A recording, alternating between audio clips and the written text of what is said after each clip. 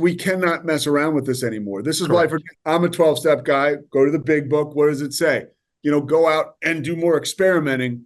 Well, you can't do that with fentanyl, right? Right. You can say to a regular drunk, hey, you want to think, go drink some more, figure it out. With fentanyl, with heroin, we just can't do that anymore.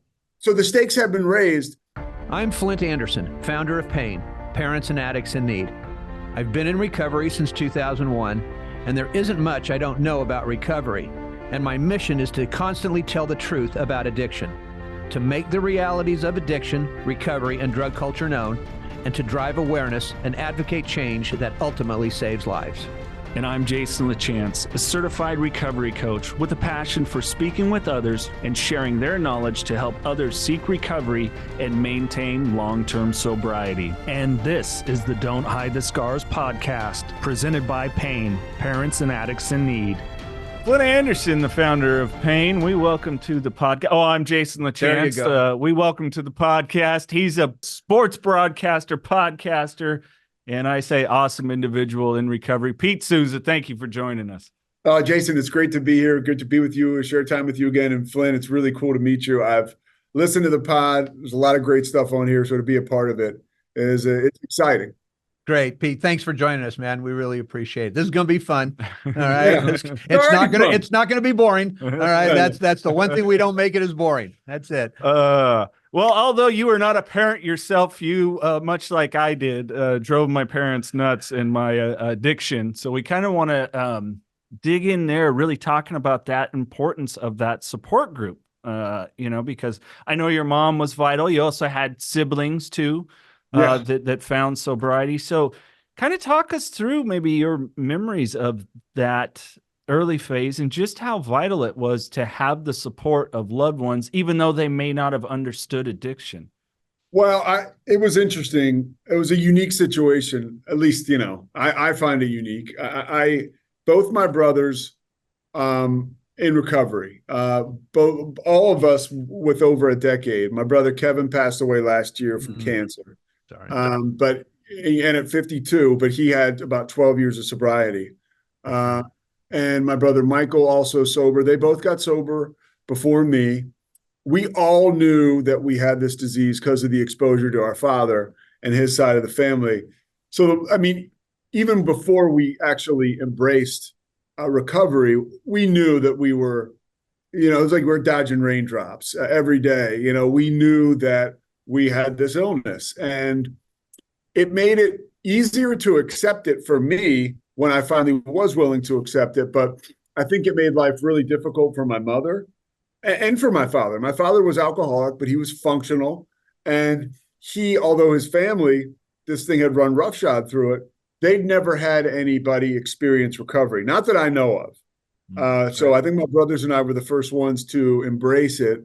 And the fact that the three of us got sober and, stayed sober one day at a time, still today, right, doing it, but it's kind of amazing. And the fact that my mom is still is around to see it is beautiful, because she didn't sleep much for about 2 decades. And that's not a lie. Right.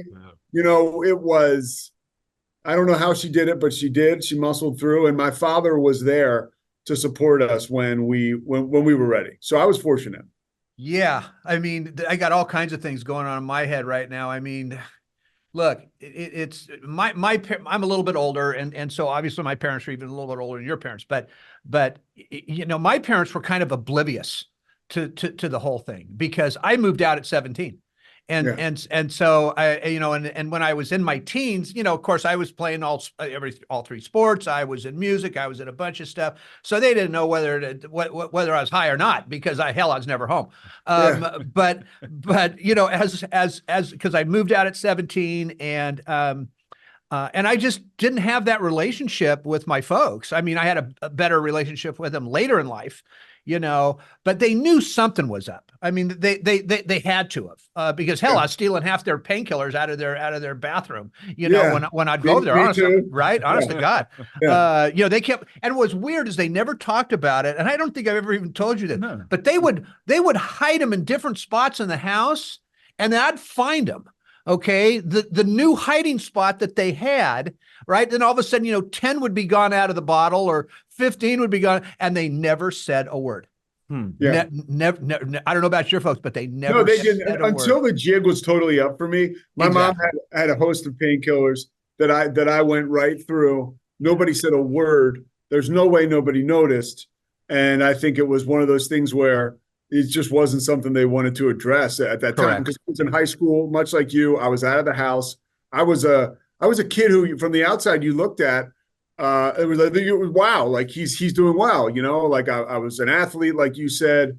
Yep. I was on a nice path to college through sports, and things seemed good on the outside until they absolutely, nobody could hide it anymore. But my mom was not oblivious, right? And so she fought an uphill battle because she was always worn out by my dad's alcoholism, and she would tell us that, and she wasn't exposed to anything like in the Al-Anon, or it was all new to her too. This is like the mid 80s, I guess, for her, when it really probably started to get, or before that. But, she would tell us that you guys have something in you. Your father has this disease, and, you need to be careful. And we blew through that stop sign. I mean, really, that did absolutely nothing. I will say it planted a seed. A lot of times if you are lucky enough to get sober, right? You look back and you think of all the things along the way. And I'm sure she planted that seed with me early on in my life where, I was taking a drink, but in the back of my mind, I was like, there's something different about me. Whether I wanted to monitor it or not. And when stuff really got bad, I knew that there was certainly, she was right. There was something different. Yeah. It's interesting. And you're going to know that I just kind of speak my mind on everything, and damn the consequences. But, I know the name Sousa. That's got to be Portuguese, correct? Correct. Yeah. Okay, because I got some buddies out here with the last name of Sousa, right? And they're Portuguese, and they're just great friends, great people, the whole deal. But I also break down addiction sometimes, whether it's alcoholism or drug addiction, into nationalities, into certain areas, just people different culturally, because I learned that's a fair thing to do. In my experience, my dad's side, Portuguese, Irish, Scottish, and there is, that is the majority of his lineage.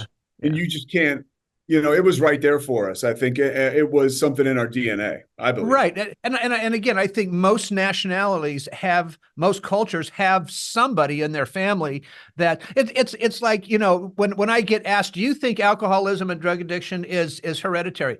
Well, no. Okay. I mean, have you ever met a family that didn't have an alcoholic, a crazy Uncle Harold somewhere down the line, somewhere, right? So, but my part of my mom's side were German, and these people drank. I mean, they drank to excess, and it was part of it, and it was no big deal to them. Were some of my relatives alcoholics? No question about it. Did that pass on down to me? I'm sure it had something to do with it. I mean, it just stands to reason. Oh, it absolutely stands to reason. And I look at other people, obviously in my family, but other people that share the same cultures. And I don't have to look very long to find an alcoholic or an addict. My mom's side of the family was Italian, right? 100%. So there were only a couple I could find in there. There were some degenerates, but they weren't alcoholic. I've learned that you can still be a complete degenerate. You don't have to be a drug addict. That's right. That's absolutely right. That damn Uncle Paulie again out there, right? Yeah, exactly. I'm telling you, exactly. That's hilarious. Hey, Pete, just so you know, people not watching, I got the Portuguese national soccer jersey on. This was happenstance like the shirt the other day. So my guy, he had the Hope shirt on the other day, and now we're Portuguese. We figured out that we were connected last time we got a chance to chat. Okay, all right. Yeah. Pretty cool. But I mean, looking at my family, I mean, Jesus, on both sides, in addition to, my mom being half Portuguese, I know there was some German in there. Her maternal side, there wasn't, to my knowledge, anyone that struggled.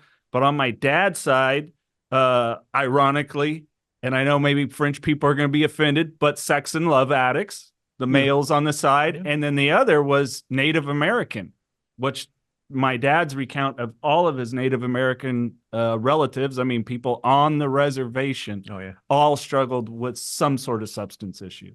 Yeah, it's funny. I work in basketball I cover games right for ESPN. And there was a guy this year, he played for West Virginia, and he grew up on the reservation, like in Washington State. Right. And he never really talked about it. One time he opened up and he talked about it, but he was like, it was one of the things like you really didn't want to ask him, and you were kind of warned by their PR people, like, don't really ask him this. If he wants to talk about it, he'll talk about it, because it was so bad.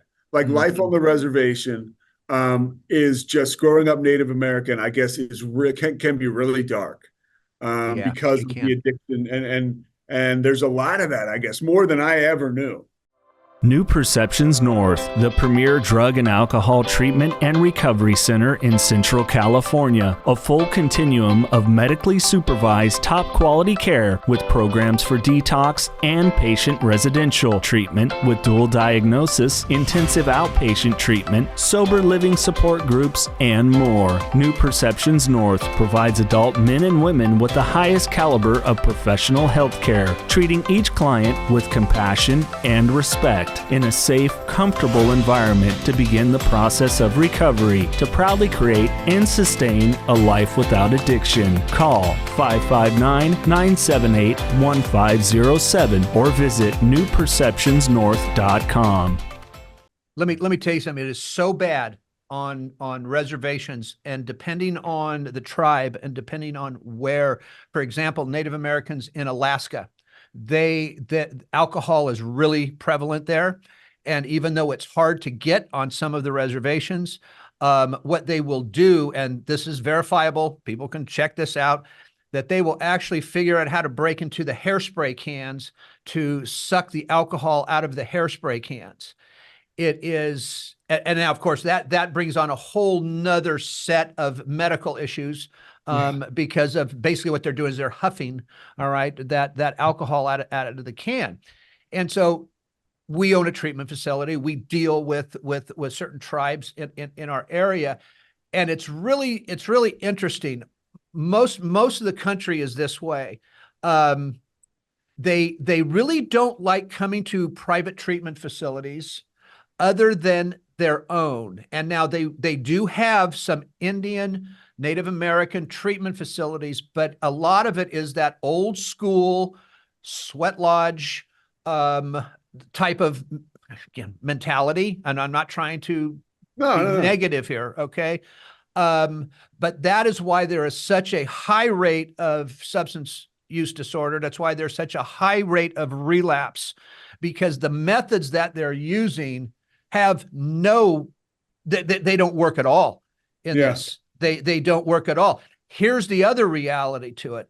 Depending on how much Indian, Native American blood you have in you, of course, now you're determining how much you make from the federal government, right? And there's so many that have made so much money that they just don't give a shit. Okay. And they'll go to treatment center after treatment. And this is all verifiable stuff. This is not putting down Native Americans or anybody else. I mean, but it's a reality. And they're much like the guy that I talked about. He said the same thing you were saying. This is the reality. Yeah. Yeah. And it's an unfortunate reality. And very unfortunate. Yeah. That's it. You mentioned the hairspray thing, and this kind of, I can take that back to my parents a little bit.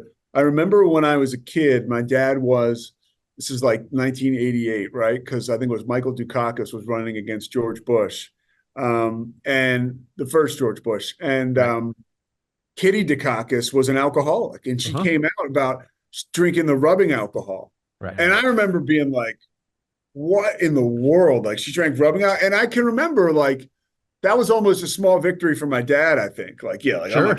I'm not drinking rubbing alcohol. I'm not that bad. No, right? Like that's like, it's like the brown bag alcoholic. That is, and I think that there was not that much access to people and their stories back in the day, like there is now.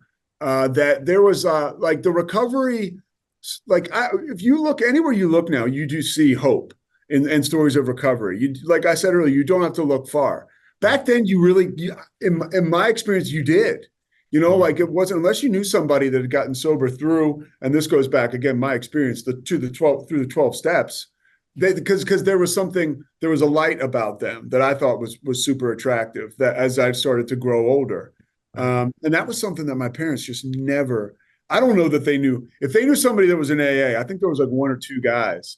But it was like, they weren't ostracized, but they were definitely like, that person is in AA. Absolutely. Yeah. The one who came to light on all this, of course, was Betty Ford. If you really want to, Yeah. Oh yeah, yeah. Because that's where I wound up going my fourth and really? final time. Yeah. And I got to tell you guys this quick story about Betty Ford herself. Yeah, please. So she was still alive when I was there. This is 2001, and the lady was about 4'1". All right, she was just this little tiny thing. Okay, and so we're in some deal on a Tuesday night, and I happen to be sitting right next to her. And so she gets up and she tells the story about when she went into treatment in Long Beach at the naval base the first time. And she walks in, she's got her entourage with her, right? She's got all her luggage. She's the first lady, for God's sake. All right. They're walking down the hall, and now there's this big, heavy-set African-American nurse that's walking with her. All right? You can just picture this scene. All right, it's perfect. Okay, and they walk into this room where there's a bed in every corner with a very small closet, one desk, one chair, and a bathroom for all four ladies.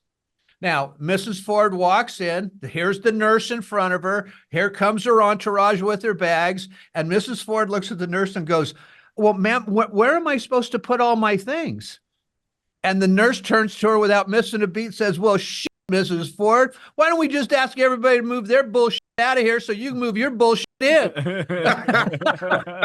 Honest to God. Okay. And here's this little 4'1" lady telling this story. And of course, we all cracked up. And that's how by the way, that's how she designed the Betty Ford Center down in Palm Springs. Same thing. Same room, 4 beds. All right. And then of course there's rooms with just 2 beds, but very, very plain, just single beds, 1 desk, 1 small closet. To this day, that's how the rooms are down there. Fascinating that the courage that she showed, because I'm not really like a history buff, but I guess I sort of am, like, especially when it comes to addiction. I remember there was a news piece or something where she was walking people through the White House. And obviously back then it was like, this is ABC, CBS, or NBC. Correct. And she was loaded. And high as a kite. Yeah, you know what I'm talking about, right? Yeah. I do. And it was one of those things. And so, but here she was a picture of that. Like, she was a picture of what recovery looked like. And I think that's why we all do what we do. I know I talked to Jason about this. Like, I want people to be able to listen to stories of hope and recovery, because not everybody's ready to go to a meeting. And now we're talking about family members, not everybody's ready to run to an Al-Anon meeting. They're just not. And if you're comparing yourself out, like, welcome to the human race. We all did that at one time or another. How much longer are you going to prolong your pain? That's up to you, just like it was up to me. Finally, enough was enough. But in the meantime, we can drop into these conversations and these podcasts and things like we're doing right here, to kind of get educated and to understand that there are people going through this and there's a way out on the other side. Right. I don't know how much Jason's explained to you about what our parent groups are and how we do these, but when I started this organization, of course I knew about Al-Anon, and by the way, I'm a 12-step nut. All right. I love Al-Anon. I don't agree with a lot of what Al-Anon themselves do.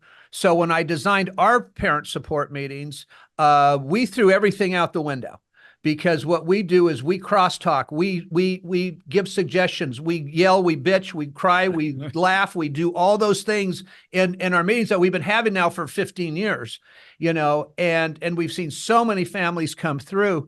And again, Al-Anon has helped people. There is no question about it. But I think in today's society, people are searching for answers. They're searching for solutions, or at least some sort of answer, maybe not the ultimate solution here. So that's why when I figured this out and designed this thing, it was like, okay, you're going to hear from an addict now. I'm going to uncover your kid. I'm going to uncover you, by the way, Mr. and Mrs. Smith, okay, in this thing as well, because you need to understand what your role is in this, as much as your child or your spouses or your loved ones or whoever you're here for. because those meetings aren't for the addict. These are strictly for the parents and the family members. And you will expose them to addicts in there. Pardon me? And you will expose them to addicts in those meetings, or will you talk about exactly what's going on with their... I'm gonna tell them exactly where they're at in their addiction. I'm going to tell them what they're capable of, what they're not capable of. I'm going to tell them how they lie, cheat, manipulate, how they're going to screw you, use you, and abuse you 6 ways from Sunday, even though that's not truly who your child is. Yeah. That's the addict now that you're dealing with. Okay. And that's awesome. It has to. Yeah. It has to be that way. Yeah. And nobody's doing this. I don't care where we go, where we go, who I talk to. I don't hear anything about these types of family support meetings. And I'm sure there are somewhere, but I certainly haven't heard of any, whether it's in Texas, whether it's in Pennsylvania, whether it's in Oregon, whether it's down south in LA from us. I don't see it. But let me tell you something, and I can say this with all honesty.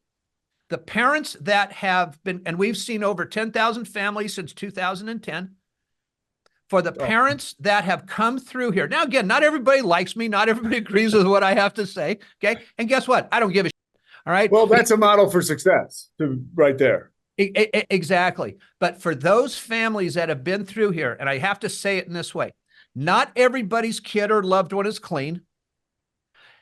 There are a lot are.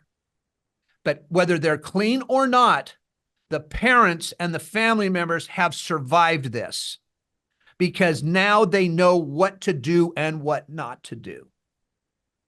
And every time somebody, again, I'm not saying I'm this perfect person because God knows where I'm not, but when they listen to me, it has a tendency to work. It really does, because I'm not lying to these people. I know the addict better than most because I did it all. Yeah. Right. Yeah. So again, I mean, that is just so important in today. And now, of course, fentanyl has changed the game all across addiction lines. Well, but that's, you're what you're talking about is a little bit of like a model for fighting these situations, like the fentanyl crisis and stuff like that, like a hard line truth. Like we cannot mess around with this anymore. This is Correct. why, I'm a 12-step guy, go to the big book. What does it say? Go out and do more experimenting. Well, you can't do that with fentanyl, right? You can say to a regular drunk, hey, you want to think, go drink some more, figure it out. With fentanyl, with heroin, we just can't do that anymore.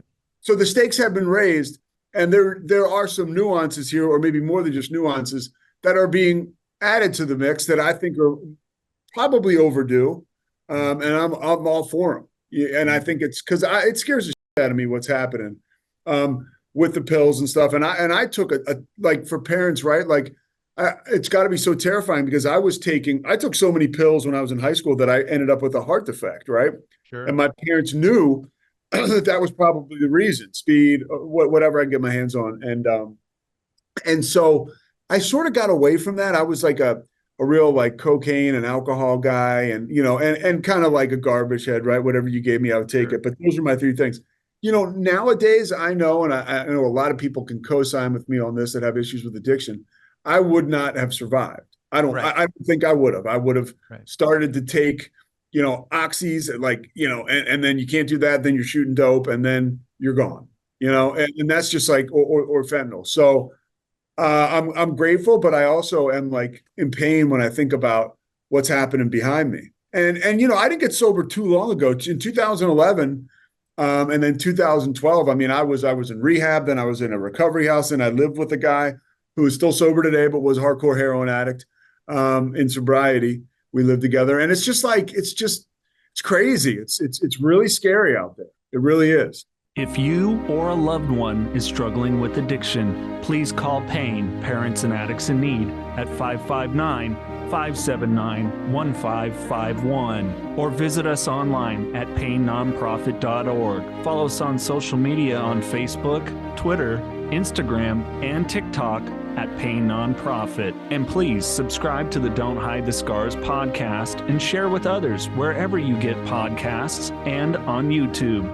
And if you would like to donate to PAIN, Parents and Addicts in Need, please click the link in the description to make your tax-deductible donation today and help us save more lives gripped by addiction. I want to talk about the importance too, as I know, Flindt, you've talked with parents about this process of the suffering addict needing to humble themselves. And I love how it was for you, finally getting in treatment and then being like, okay, halfway house, sober at living, and you got to go get a job. At this time, you'd already worked for multiple NBA teams. I mean, yeah. you know, the thing that from outward, like, ooh, successful guy. And it was like, oh, wow, I got to go get a job. Welcome to the bottom. Welcome. I mean, and there was only one way out, and that was through. Yeah. And that was following suggestions. And to what you're saying, you know, it's weird. And this is just how it happened for me, right? But I go to this posh rehab in Pennsylvania called Karen, really nice place. So that was wonderful. I mean, it was like a spa, really. I mean, it was hardcore recovery, but it was good living, right? Meals are awesome. Your living quarters are pretty damn good. Right. There are a lot of rules and stuff, but you get my picture. Then after that, they're like, well, you need to go to an extended care place. And I'm like, fine, you know, what? I'm probably going to like another spa. And I show up at this extended care place. And I remember the first thing I was opening a top drawer to put my clothes, not quite like Betty Ford, but sort of, you know, I'm like, oh yeah, let me put my clothes. We got dressers here, and there's a dried out bowl of spaghetti in the top drawer. Like, and all this guy's other like dirty like underwear and socks. And I remember thinking like, oh my God. Oh my God. And you know, that was a really tough 24 hours because sure. there was an acceptance going on within me. And you know, I reached out, I threw the Hail Mary pass to my brother. We couldn't get internet anywhere. So if you were looking for a job, you could go to this job finding center where you could get on the internet. That was the only place.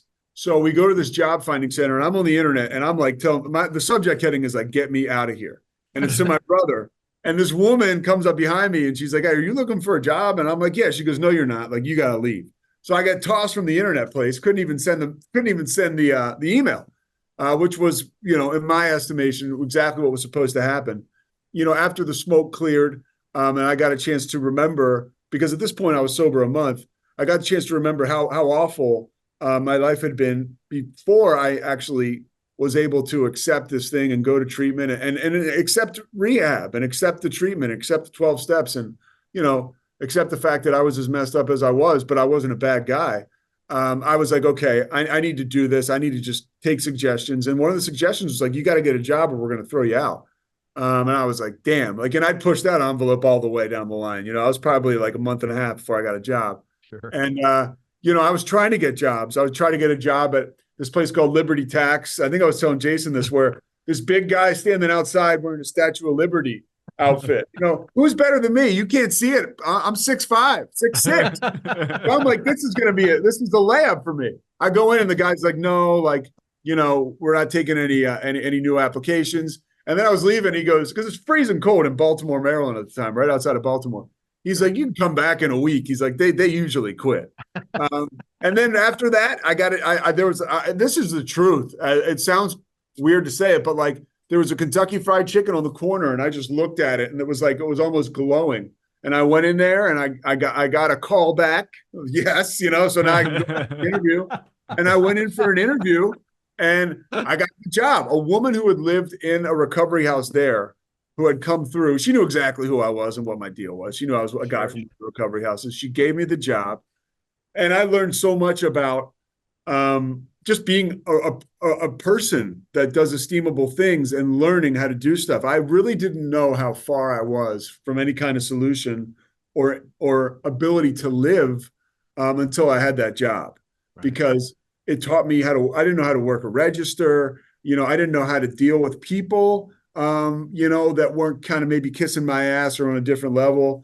And I learned so much about myself to the point that, you know, I used to run to the bathroom when the lines got long. I was so freaked out. They were like, dude, get back here. We got like 25 people on this line. So that was a big part of my story. And I know that my parents saw that and they knew something was going on. They knew something had changed, you know. And I will say to people, and to groups like you're doing. I know it wasn't like the exact same model, but when I was in treatment at Cairn, we had that parent meeting, right? And it was the first time my father ever said that his sister had died from alcoholism, his father had died from alcoholism, and as he came as close as he ever would have admitted that he was an alcoholic, and it was beautiful stuff. I mean, it truly was stuff that I'll never forget, and I take with me to this day. Once I did accept this thing, again, just my story, it became a pretty beautiful deal. But this is after a decade. It took me 10 years to get a year of stealing cars, crashing them, stealing my parents' money, stealing any medication in the house. I had gone away. I'd gotten good jobs, like Jason said, working in the NBA. And then my alcohol and drug addiction had me back living with my parents at 33 years of age. And I've heard different stories, and you're the pro on this. But like my parents always took me back. If I told them I was willing to get help and stay sober, I could stay with them. Like that was sort of the deal. If I wasn't going to do that, then I wasn't really welcome, but there was love and there were rules, but it wasn't that hardcore, tough love that some people talk about, and that works with some people sometimes. Sure. Well, look, the simple answer to that one is this. We got to go back again to nationalities and to cultural family issues, because a lot of time, look, my wife is Armenian. Okay. I'm sorry to interrupt. I'm thinking of the one mom said to you, well, if I just feed him better. I had a Middle Eastern woman come in here one time, and she said, if he just gets married and if he eats better, he'll be fine. Okay. You bring up an amazing point, though. You really do have to take that into consideration, I would imagine. You have to. You're dealing. Yeah. You have to in today's world, because that's just the way it is. Armenian mothers, Italian mothers, Portuguese, all of them. Okay, it's different than us white old Okies. Okay, I'm sorry. All right, there just is. So that's why the importance of trying to get, and by the way, trying to get some of those Italian and Armenian and other families into these meetings can be really tough, all right, to get them in. But that's why these things are so important. I just can't say it enough because parents have to understand that just because your kid is, by the way, Pete, I hate the term drug addict. Okay, it's a derogatory term. It's ugly. It's all those things. We just don't have another word for it. But because I'm not going to go around and go, well, he's a substance use disorder person. No, ain't going to work. But again, this doesn't define the individual. That's not who they are. In a lot of cases, we've been what I call kidnapped by the drug. Sometimes it was our choice. Sometimes it wasn't. Sometimes it was a medical issue. Sometimes it's another mental health. And again, that's another term I don't particularly like, because every time you use the term mental health, everybody thinks they're nuts.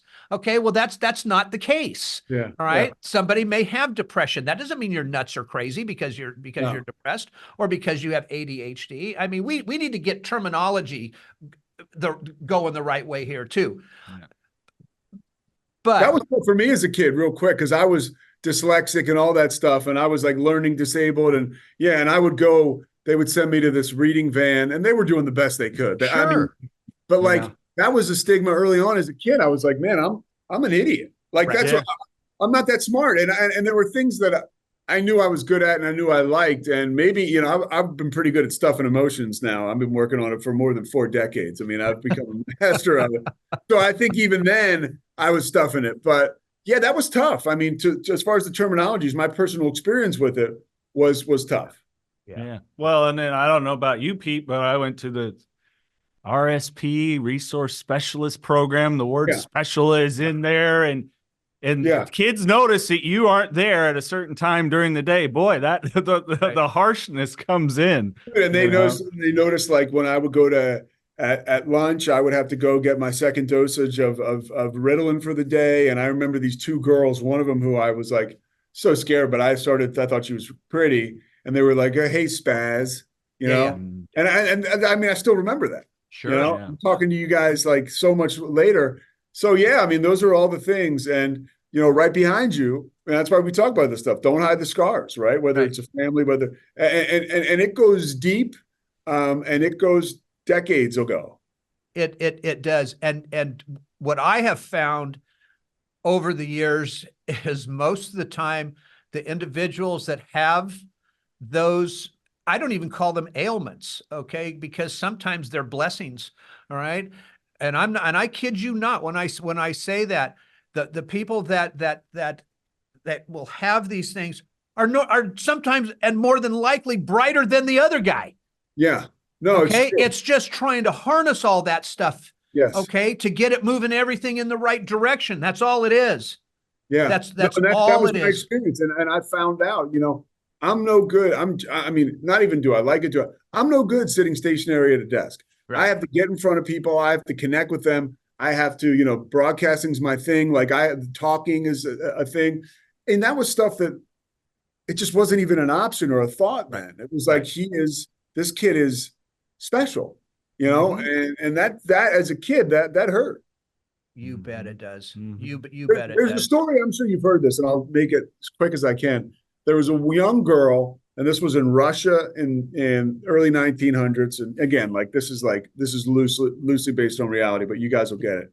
And the only reason it's loosely based on reality is because, as usual, I forget a lot of facts. But she was a young Russian girl, and she had major behavioral problems, like let's say in grade school.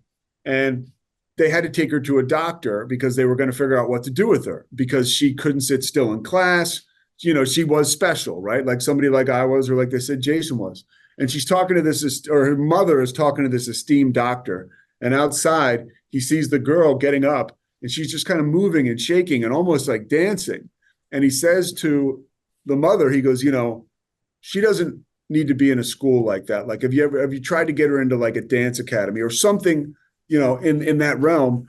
And the young woman ends up being, one of the most accomplished ballerina dancers in Russia. Right. But today, they'd be like, here's a prescription for Adderall. Yeah. Give it to her. And that's I think we're up against that. I know that I kind of was. It was very different. It was like, no, you're something wrong with you. Go sit still. Whereas I think the adaptation of, hey, this person, maybe there's a different line for them. And I know there's all kinds of schools and stuff that works on that now, but that's just what we're talking about. And that's my experience with it. Well, we've been in this for a while, especially with the ADHD issue. In fact, we've been in it for years now. That, again, what we're doing is we're giving these kids, I call Adderall cocaine with a C rating. All right. That's what I call it because that's what it is. All right. I mean, we're getting kids high at 8. Okay. And I didn't get a speaking engagement one time at a local school because this one teacher was sitting there. They interviewed me before they would allow me to come in and speak.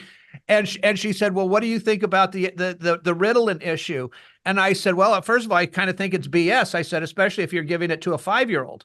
And then in particular, if you're giving it to a 5-year-old little boy. I said, because little boys are apt to be more nutty than girls at this age, right? And that's who they are. That's their job. They're supposed to be a pain in the ass. Yeah. Okay, well, she goes, well, I give my 5-year-old Ritalin.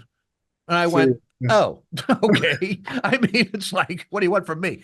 Are you against that? Like, are you, Flynn, like you are? Okay, like giving those kids Adderall and Ritalin, yeah. But here's why I'm against it, and not totally. Yeah. I want to make sure that the right doctors have been seen. I walked into a school one time into the SART group, and I said, and my first statement was to everybody was, since when did y'all get your medical degrees in here? Okay, what the hell happened? I got all fired up and kicked the box. Well, no, it's true though. Going. Can you hear? Yeah, I can hear him great. Yeah. I mean, can you hear Flindt?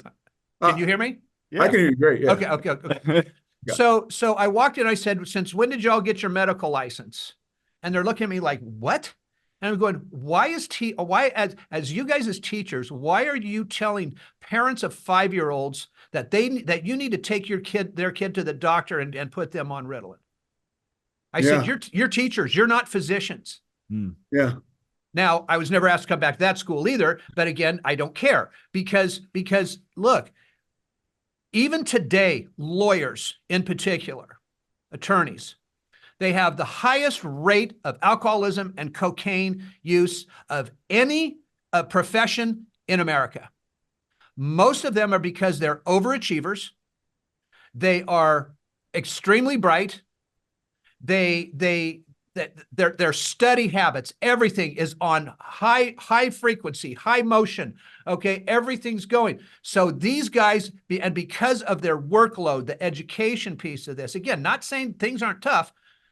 They started taking Ritalin when they were 6, 7, 8 years old. Now they got into college. Now or high school. Now they're taking Adderall to keep awake. People don't realize you're better off drinking 17 pots of coffee, okay, than taking Adderall. Yeah. But now, because it is a substance, because it is and can be a mind-altering substance, now you've got an addiction issue. Now you're taking too much Adderall, so guess what? You've got to take something to come down at some point. Oh, yeah. Oh, whether yeah. that's alcohol, whether it's a benzo, whether it's whatever. Yeah. Okay. And that's why that the highest rate of alcoholism and cocaine use is among attorneys in the United States today. I mean, that makes perfect sense. No, it makes perfect sense because you're talking about guys, women that are just grinders, right? They have to churn out work every night or every week. A lot of times it's like studying for finals. I think too, this is as we get you talked about a discussion. I think there's a danger in when you prescribe these kids Ritalin and Adderall that their parents end up taking it too. And then you get a whole nother, world of addicts out there because, a mom working at home or a dad who's maybe overworked at the office or vice versa, whatever. Maybe the dad's at home today. Who knows?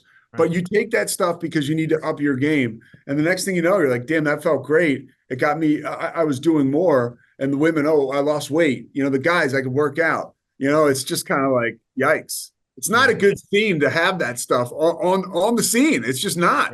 Right. And it's like I say, it's a total mind. Pardon my language. We can bleep that out, Jason. Sorry. We keep half of it. But it is. I mean, it truly is. And it's the big alcohol and drugs are the biggest lie I ever told myself. I thought that they made me better. And that's how it was. My first experience with any kind of mind-altering substance was when I was a kid and I took Adderall. I can remember, or Ritalin. I remember thinking in the 2nd or 3rd grade after taking it, like, okay, like I'm at my best self now. Right. I'm turned on now. Like this is how I'm supposed to be able to operate. And like I really do believe, like we were just talking about, there was something that happened with my brain chemically that became somewhat dependent on this stuff if I was going to buckle down, whatever the hell that is. And then I also had this thing like, I'm not good enough. I need to take this to be on par with everybody else. And that is big part of it. Big part of it. I still struggle with that today. Like if I'm going to go out the door, let me grab a Diet Coke so I can fuel up on some caffeine. Like, what am I doing with this soda? Do I really need it? Like, it's become something that I deal with still today. Yeah. And I for me, a lot of it too is much like, hey, us alcoholics, the marketing was a piece of it. And it works that way with these prescription medications for these kids, because the reality of it, a medication or a vaccine, the consequences of not taking it have to outweigh the consequences of taking it. People always go, oh, the benefits. No, these things are consequential. Nothing is benign. Yeah. Nothing. So stop having this attitude like, oh, well, he's bouncing off the wall. It's like, well, would you rather have that, or would you rather have you're dealing with a child with an undeveloped brain, undeveloped body, probably no sense of spirituality, all these different things. Anxious.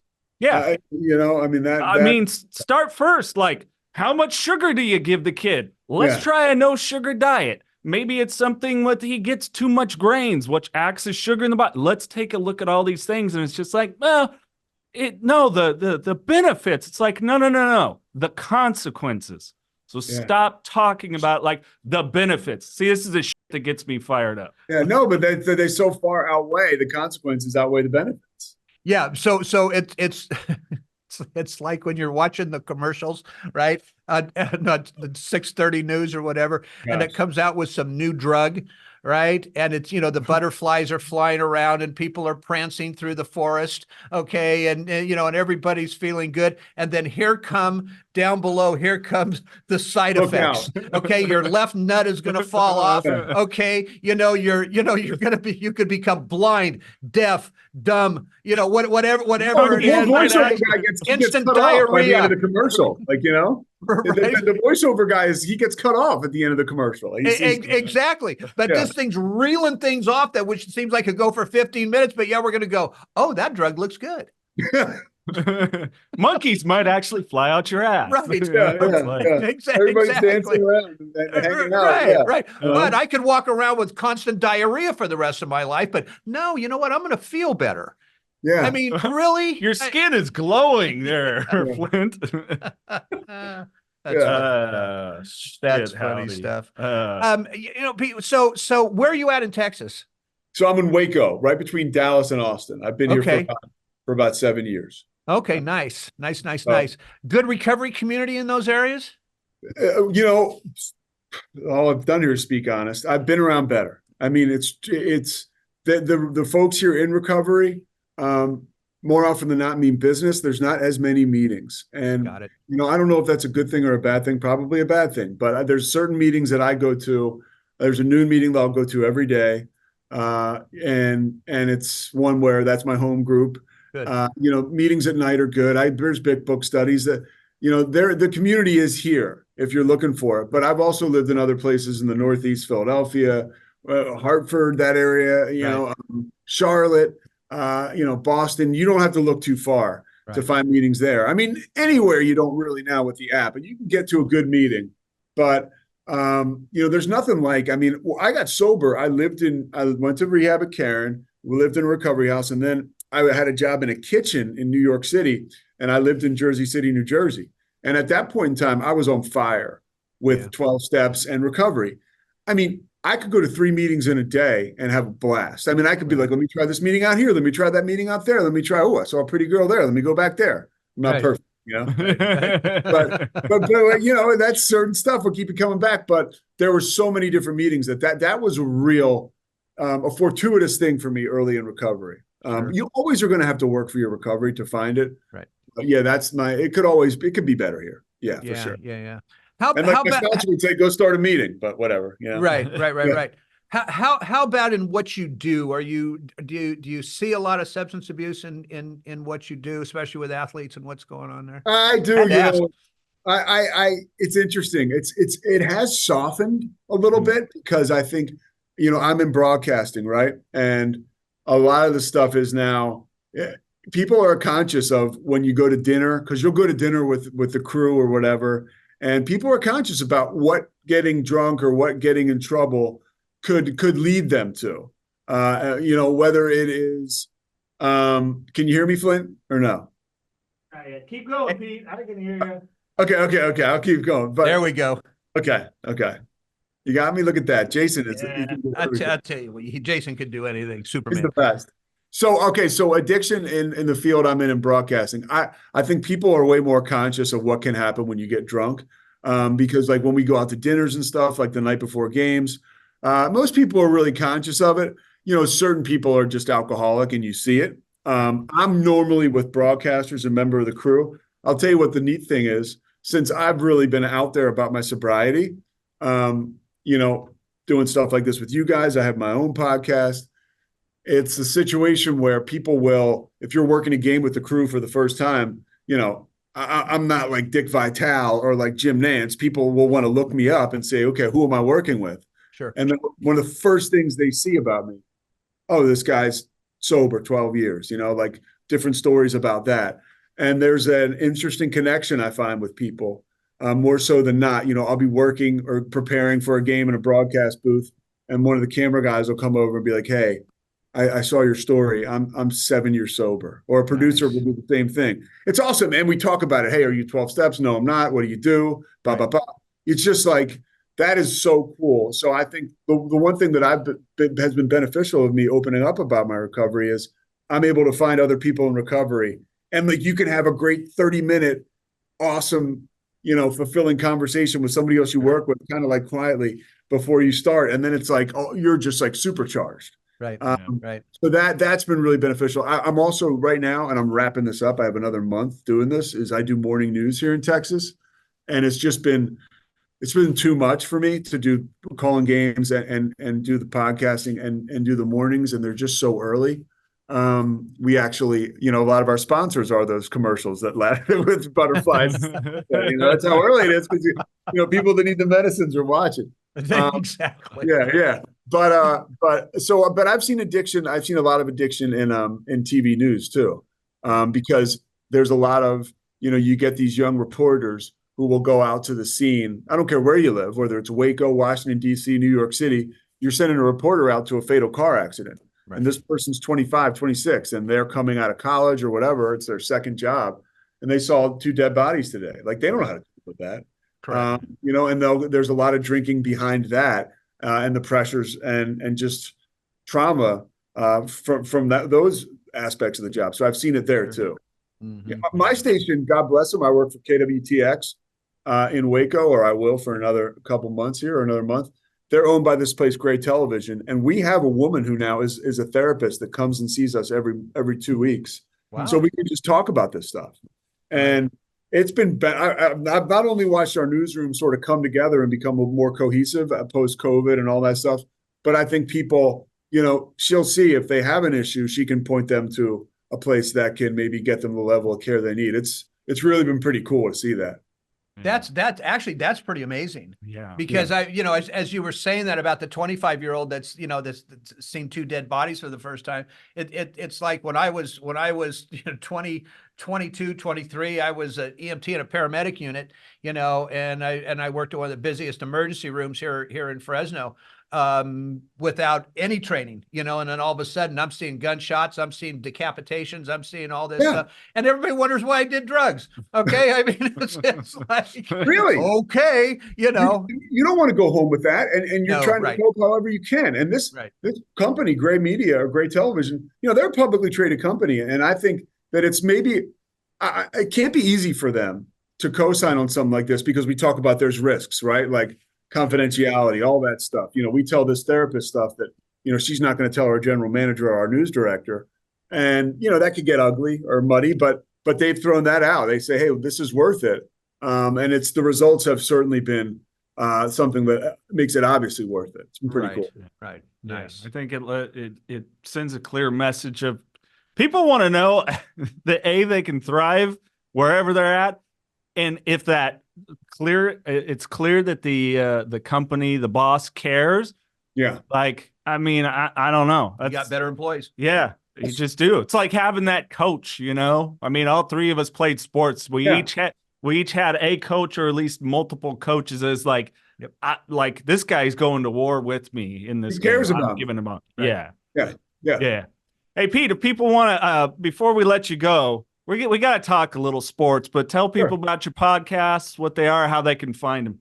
Yeah, sure. It's on the Rogue Media Network, the podcast platform, and that's the podcast network. And the Payoff with Pete, Stories of Sobriety, I've been doing this since 2021. Right kind of in the middle of the pandemic. It was something I had a little bit of a platform, and I said I want to start doing this. I want to start talking about recovery to people, and it's changed my life. And so doing that has been amazing for me. And then I have another one, the Pete Sousa Show, that we talk about sports and pop culture and stuff like that. And you can see me calling football, basketball, and baseball on ESPN. A lot of Big 12 stuff like that. So it's cool. Right on. Nice. Right on. That's cool. Well, where do we want to? Do we want to dig in with your favorite NBA question? Who do you think is the toughest player ever in the NBA? Toughest in the NBA ever. We're talking toughest. Toughest. That's it. Like, straight badass toughest. Right off the top of my head, Charles Oakley. Really? That's a good one, though. Just Charles Oakley or Xavier McDaniel, Maurice Lucas, who was like Bill Walton's bodyguard so long with the Trailblazers. I mean, those are guys who are just dangerous, right? Not just. I remember there was a story that Tyrone Hill owed Charles Oakley money from gambling, right? And so the Sixers, who Tyrone Hill is on, they're playing the Knicks. and Tyrone Hill, they're practicing at Madison Square Garden and the Sixers the day of the game, right? And, so Charles Oakley sees Tyrone Hill practicing, he just walks up to him and just knocks him out, like, where's my money?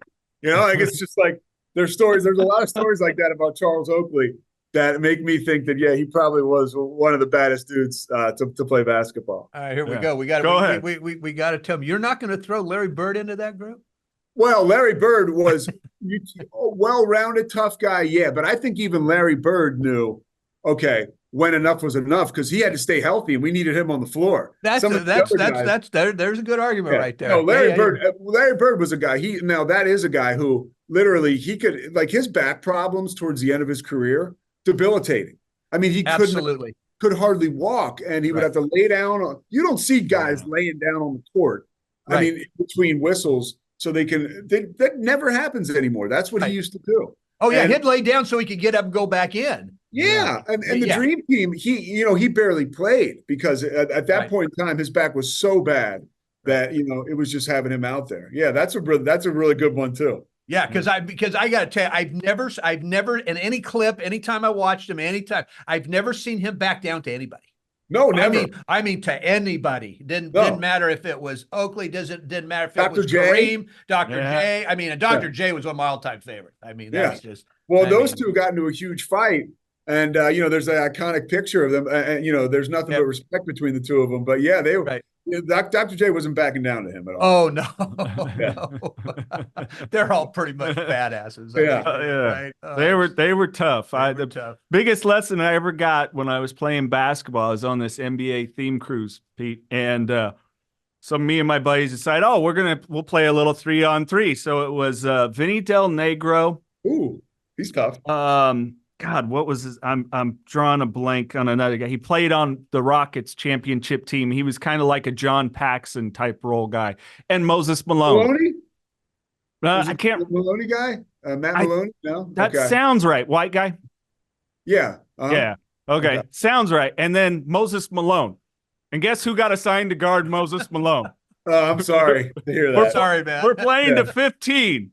They let us think we were doing something good. We got up to 13, and then Moses went, now I'm going to show you what basketball is really like. It was like blink of an eye, like, what just happened? That's amazing. A basketball-themed cruise. I love it. Yeah, and he sat down and dropped some knowledge, and it was kind of like first inkling, like 16, being 6'1", 140, soaking wet, like, yeah, I don't think I'm going to go too much further than high school. Carlos Barkley says Moses is the reason he made it as a pro, because early on in his career, he's like, Moses, why am I not playing? And Moses is like, you're too fat. You got to lose some weight. He just gave it to him straight, like he told you on that court, right? Yeah. That's perfect. There's one last thing I'll say. There's something about, so I've always been really captivated, and this is the stories. There's so many stories about amazing athletes who succumbed to addiction, right, and drugs and alcohol, whose careers really flamed out early. That I've always been so fascinated with that, right. and I dive into all those books, and that's just something that for me, it always reminded me that this thing does not discriminate, and like it goes back to like parents that are listening, or it doesn't matter where you're from, how many cars you got in the driveway, what kind of house you have, it is an equal opportunity debilitator, But Pete, you want to know one of the real reasons why is because people don't understand what the drug chemically does to the body. They don't understand that it's like a lot of parents will say, well, just stop taking it. Okay. Yeah. Well, Jesus, we can't just stop taking it. Do you not understand that this is a highly addictive? They hear the term addictive and they think it's a choice that we make. It's just like we were talking about Adderall and Ritalin. The brain doesn't become fully mature till the age of 26. And that is without any alcohol or drugs whatsoever. So if we're giving kids Ritalin at 5 and 8 and 9 and 10, and we're smoking pot at 10 and 15 and 17, and we're taking opiates and fentanyl at whatever age, my God, here comes this damn thing. And now shit's flying now. What the hell's going on? It's like, every issue we can have. Coming out of here. Well, I heard everything you said, and I totally, it resonated. Right? Yeah. I mean, it's the insanity of our society, from lawmakers on down to doctors and to parents and to people not allowing people like us to come in and explain what this is. Yeah. I just got an email again today over something that they're going to have here in Fresno for continuing education for physicians on the opioid epidemic. And I spoke at it last year. And I was so shocked last year at how many of these physicians hadn't a clue, truly a clue about addiction and what these drugs do. And now they're having it again this year. And my question is, well, what have you done from last year to this year? Did you just have the one conference last year and now you're going to have another one this? What the hell did you do for the last, 12 months? Did you give them more education on this? Have you brought somebody that actually knows what they're talking about? Okay, to explain to these physicians what you're doing or what you're not doing? Yeah. By the way, that's all over the country this crap is going on. Yeah. So until we get to understand what addiction is, how it works, how treatment is supposed to work, okay, we're going to stay in this mess for a long, long time. Yeah. Well, that's why we got people like you doing. Hoping. Yeah, but I ain't going to be around long. I want to go to the golf course more. Pete, anything else you'd like to learn before we wrap up? No, I just said, there's always hope, whether it's yourself or a family member, there's always hope. I was as hopeless as another person told me that they thought anybody could be. And, I'm sitting here with you guys. So there's always hope. And it's a privilege to be chatting with you guys. I really enjoyed it. It was a great talk, and I'm available anytime. You got it, Pete, man. We're proud of you, man. You keep doing what you're doing. Yeah. Keep pushing the hope button here for people, wherever you go, because that's huge. Okay. Yeah. That's huge. When people can see that look in your eye and look at and know that sobriety is good and well and functioning in your life, it's going to help somebody. You may not even know who the hell it is. And guess what? That's okay. All right. As long as it helps somebody else. I appreciate you guys. Thank you very much. Thanks, Flindt. Thanks, Jason. If you or a loved one is struggling with addiction, please call PAIN, Parents and Addicts in Need, at 559-579-1551, or visit us online at painnonprofit.org. Follow us on social media on Facebook, Twitter, Instagram, and TikTok at Pain Nonprofit. And please subscribe to the Don't Hide the Scars podcast and share with others wherever you get podcasts and on YouTube. And if you would like to donate to PAIN, Parents and Addicts in Need, please click the link in the description to make your tax-deductible donation today and help us save more lives gripped by addiction.